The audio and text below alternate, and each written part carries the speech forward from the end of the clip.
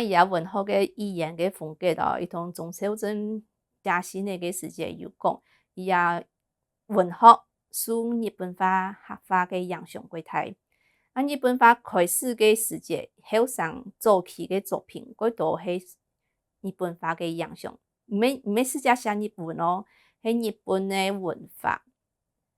因为伊写记个几长，毋过呢就毋免咱能普通中文的一个文化，无去系日本化。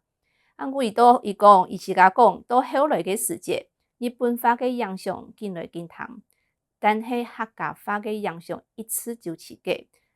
客话嘅影响，伊讲伊无学过，因为也个就是台湾文学嘅特色，就是从台湾嘅语言写到文学地位哦。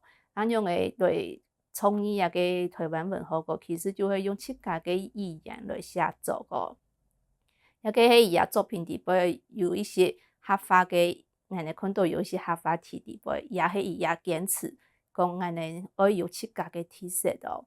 毋过呢，因为伊不是跳过，本人推过，伊有讲过迄伊也文字有问题，所以伊会不是过。白伊想讲迄毋免客话嘅影响，因为咱我本人来推过哦，其实毋免其他位伊写嘅东西就会无人学哟，毋免读家人上会看嘅东西。除了个日本话同客话嘅影响以外，中国嘅新文学个拍翻文也影响嘛有。尤其迄早期嘅作品哦，伊几多批判性嘅文学市地位哦。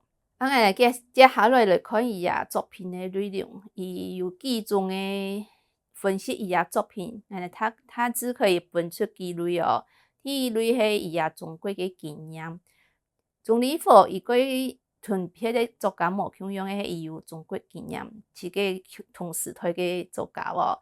伊真是去推中国迄个几下年，伊是个出版的作品有夹住头。白书嘅悲哀，祖国归来同严嵩伊迄归来台湾的世界写嘅，过伊写嘅迄伊对唐山人就是严嵩人嘅一个感觉个。夹住头底杯其实有4篇的作品哦。